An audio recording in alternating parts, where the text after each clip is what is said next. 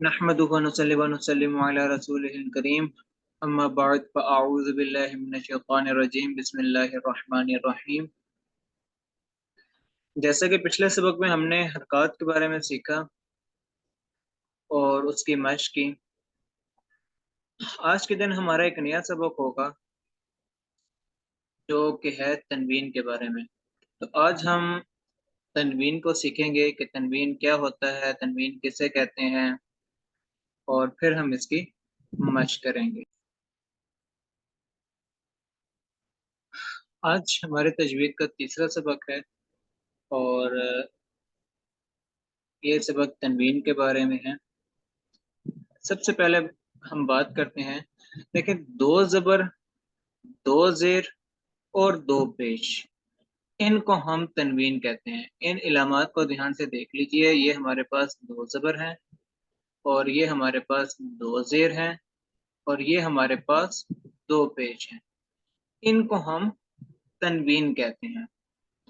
अब तनवीन होता क्या है? तनवीन असल में नून साकिन होता है, इसलिए तनवीन की आवाज नून साकिन की तरह होती है।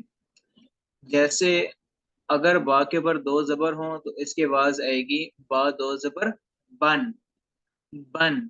आखिर में नून साकिन की आवाज आ रही है ठीक है, बन।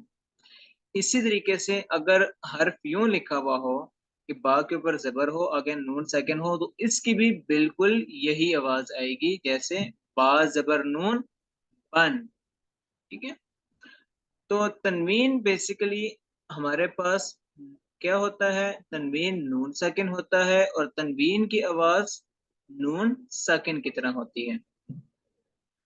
अब तनवीन हमेशा कलमे के आखिर में आता है। मतलब कोई भी लफ्ज होगा कुरान मजीद में तो तनवीन हमेशा आखिरी हर्फ पर होगी, दरमियान वाले हर्फ पर तनवीन नहीं हो सकती। नून साकिन दरमियान में आ सकता है लेकिन तनवीन जो है वो दरमियान में नहीं आती। जिस तरह यहाँ पर एक लफ्ज लिखा हुआ है, जीम पर भी पेश है, दाल पर भी पेश है, रॉ के नीचे दो जेर हैं। लफ्ज है जूदुरिन। अब यहाँ पर रॉ के नीचे तनवीन आ सकती है, जीम पर तनवीन नहीं आ सकती, दाल पर भी तनवीन नहीं आ सकती। तनवीन हमेशा कलमे के लफ्ज के, ये पूरा एक कलमा है, ये पूरा एक लफ्ज है, इसके आखिर में आएगी।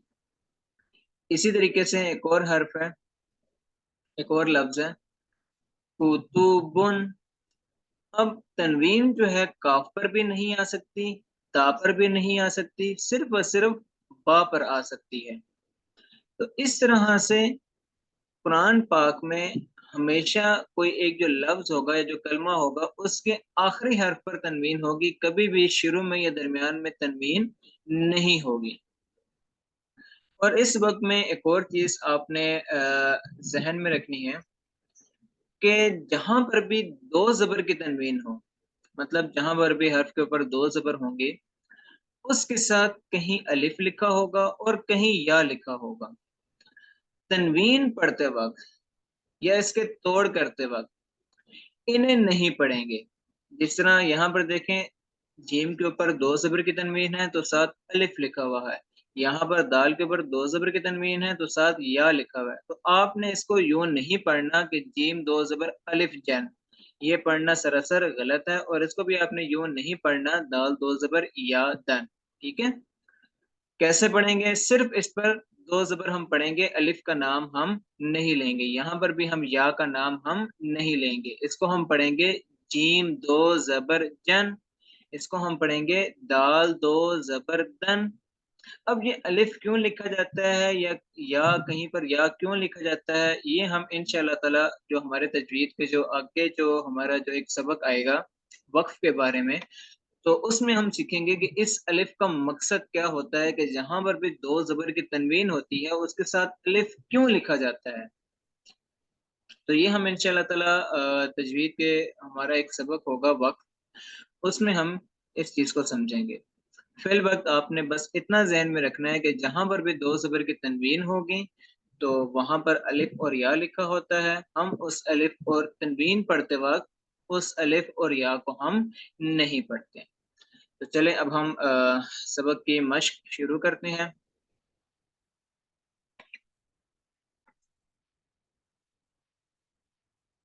اب ہم مشق کا آغاز کرتے ہیں۔ اچھا، اس وقت میں ایک دھیان دیجیے گا کہ یہاں پر جو حرف ہیں وہ ترتیب کے ساتھ نہیں لکھے ہوئے۔ یہاں پر جو حرف کی جو ترتیب کچھ اس طرح سے دی ہوئی ہے کہ جن کی آواز آپس میں ملتی جلتی ہے، مطلب جس میں اکثر لوگ پڑھتے وقت آواز میں فرق نہیں رکھتے، تو وہ حرف آمنے سامنے لکھے ہوئے ہیں، یا ان کو آپ یوں سمجھ لیں کہ جو اپوزٹ ہیں وہ یہاں پر آمنے سامنے لکھے ہوئے ہیں۔ جس طرح یہاں پر دیکھیں تا اور وا، دونوں کا مخارج ایک ہی ہے، دونوں منہ کے اندر ایک ہی جگہ سے ادا ہوتے ہیں، لیکن دونوں حرف میں فرق ہے، اور ان کی جو سٹارٹنگ شروع کی جو آواز ہے وہ بالکل سیم ہے۔ جس طرح اگر دیکھا جائے تو تا میں آپ کا ساؤنڈ آتا ہے ت ت ت، اور طا میں بھی آپ کا ساؤنڈ آتا ہے، آواز آتی ہے ت ت۔ لیکن فرق کیا ہے؟ ہم نے پہلے دن ہی سیکھا تھا کہ جو طا ہے یہ موٹا حرف ہے، اور جبکہ جو تا ہے یہ باریک حرف ہے۔ اسی طریقے سے اگلے جو 3 حرف لکھے ہوئے ہیں یہاں پر، ایک ہے زا، دوسرا ہے زال، اور تیسرا ہے غا۔ اب ان تینوں میں بھی اکثر لوگ جو ہیں وہ فرق نہیں رکھتے، کہیں پر زال کو زا کی آواز نکال دیتے ہیں، کہیں پر غا پر زا کی آواز نکال دیتے ہیں، ٹھیک ہے؟ تو فرق نہیں رکھا جاتا۔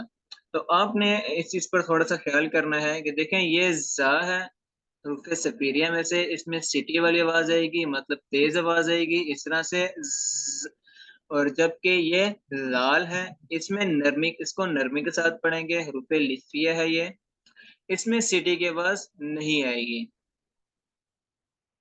لال، ٹھیک ہے؟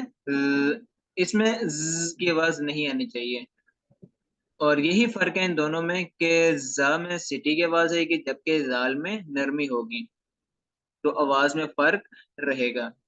پھر اگر غا کی بات کی جائے تو غا اور زال دونوں میں نرمی ہوتی ہے، دونوں حروف لسمیہ ہے، لیکن فرق کیا ہے کہ زال میں نرمی تو ہوگی لیکن زال کو ہم باریک پڑھیں گے، اور جبکہ جو غا ہے اس میں نرمی تو ہوگی لیکن اس کو ہم موٹا پڑھیں گے، تو یہی فرق ہے زال اور غا میں۔ پھر آگے اگر بات کی جائے سا، سین، صاد، تو یہ بھی بالکل ایسے ہی ہیں۔ اب اس طرح دیکھیں سا نرمی والا حرف ہے، ٹھیک ہے، تو اس میں نرمی ہوگی، جبکہ سین حروف سفیریہ میں سے ہے، سٹی والا حرف ہے، اس میں سٹی ہوگی، اور جبکہ صاد یہ بھی حروف سفیریہ میں سے ہے، لیکن یہاں پر اس کو ہم موٹا بھی پڑھتے ہیں۔ سین سٹی کے ساتھ پڑھ جاتا ہے لیکن باریک ہوتا ہے، جبکہ صاد جو ہے یہ سٹی کے ساتھ پڑھا جاتا ہے لیکن اس کو ہم موٹا بھی پڑھتے ہیں۔ تو اس طرح سے جو حرف جن میں ہمیں فرق رکھنا چاہیے، اکثر لوگ ان میں فرق نہیں رکھتے، تو یہ حرف آمنے سامنے لکھے ہوئے ہیں تاکہ ہم مشق میں ان کی آواز پر ہم تھوڑا خیال کر سکیں اور ان کو ہم سمجھ سکیں اور اپنی آواز کو بہتر بنا سکیں۔ تو چلے اب ہم مشق سٹارٹ کرتے ہیں۔ اعوذ باللہ من الشیطان الرجیم، بسم اللہ الرحمن الرحیم۔ تا دو زبر تن، تا دو زیر تن، تا دو پیش تن، تن تن تن۔ طا دو زبر طن، طا دو زیر طن، طا دو پیش تن، طن طن تن۔ زا دو زبر زن، زا دو زیر زن، زا دو پیش زن، زن زن زن۔ لال دو زبر لن، لال دو زیر لن، لال دو پیش لن، لن لن لن۔ غا دو زبر غن، غا دو زیر غن، غا دو پیش غن غن غن غن سا دو زبر سن سا دو زیر سن سا دو پیش سن سن سن سن سین دو زبر سن سین دو زیر سن سین دو پیش سن سن سن سن صاد دو زبر صن صاد دو زیر سن صاد دو پیش سن صن سن سن دال دو زبر دن دال دو زیر دن دال دو پیش دن دن دن دن ضاد دو زبر طن ضاد دو زیر دن ضاد دو پیش دن طن دن دن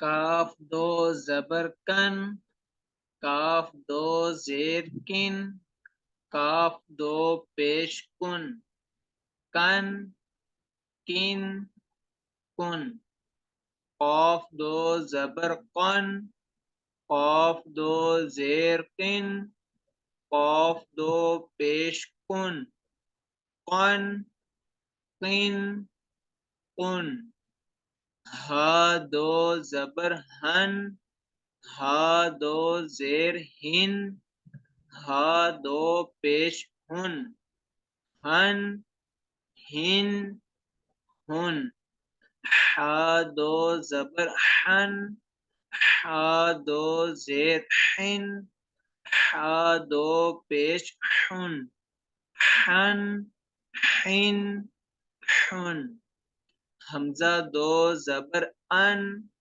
حمزہ دو زیر ان حمزہ دو پیش ان ان ان ان عین دو زبر عن عین دو زیر عین عین دو پیش عن عن عین عن خا دو زبر قن خا دو زیر خن خا دو پیش خن خن خن خن غین دو زبر غن غین دو زیر غن غین دو پیش غن غن غن غن با دو زبر بن با دو زیر بن با دو پیش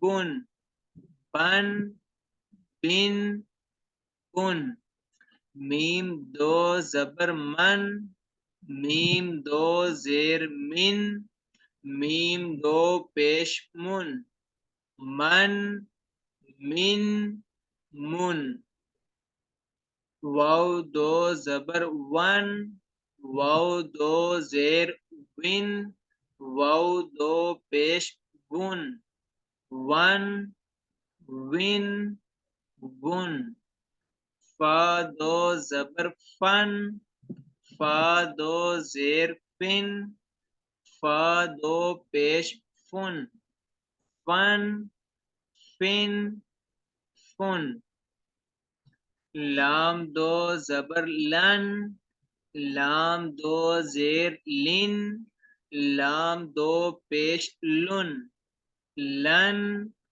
لن لن نون دو زبر نن نون دو زیر نن نون دو پیش نن نن نن نن را دو زبر رن را دو زیر رن را دو پیش رن، رن رن رن، جیم دو زبر جن، جیم دو زیر جن، جیم دو پیش جن، جن جن جن، شین دو زبر شن، شین دو زیر شن، شین دو پیش شن، شن شن شن، یا دو زبر ین، یا دو زیر ین، یا دو پیش یون، ین ین یون۔ اچھا اس وقت میں ایک اور چیز کا خیال کیجئے گا کہ دیکھیں یہاں پر حرف جو ہیں وہ آمنے سامنے ہیں، تو یہاں پر دیکھیں یہ ہا ہے اور یہ ہا ہے، دونوں کی آواز واضح ہونی چاہیے۔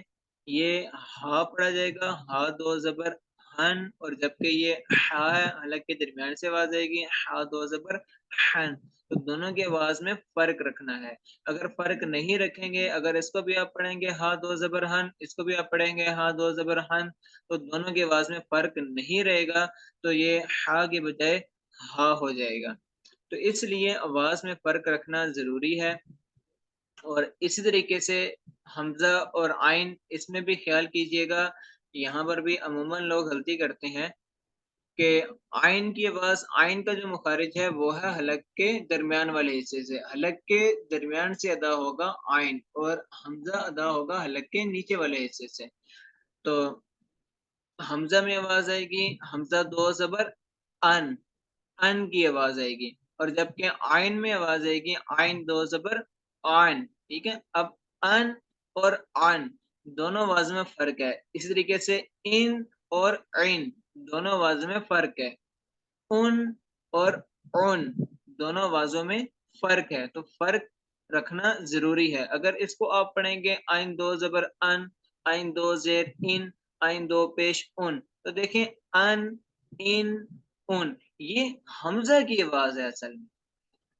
تو جب آپ عین کی صحیح آواز نہیں نکالیں گے تو وہ حمزہ کی آواز مانی جائے گی، تو عین کی جگہ حمزہ ادا ہو جائے گا۔ اس لیے مخارج کا خیال کرنا، آواز کا خیال کرنا بہت ضروری ہے۔ امید ہے کہ آپ کو آج کا سبق صحیح سمجھ آیا ہوگا۔ انشاءاللہ تعالی اگلے سبق میں ہم ایک نئی علامت سیکھیں گے اور ہم بات کریں گے حروف مدہ کے بارے میں۔ تب تک کے لیے اپنا خیال رکھیے گا۔ اللہ حافظ۔